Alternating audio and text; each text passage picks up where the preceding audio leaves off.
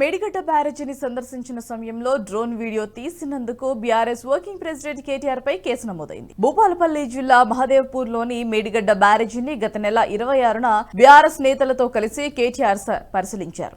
ఆ సమయంలో బీఆర్ఎస్ కార్యకర్తలు కొందరు డ్రోన్ ఎగరవేసి మేడిగడ్డ బ్యారేజీని వీడియోలు తీశారు. ఆ వీడియోలను సోషల్ మీడియాలో అప్లోడ్ చేశారు. మేడిగడ్డ బ్యారేజీకి ఏం కాలేదని, పెద్ద ఎత్తున వరద వచ్చినా తట్టుకుందని, ప్రభుత్వం కావాలనే మేడిగడ్డపై రాజకీయం చేస్తుందని ప్రచారం చేశారు.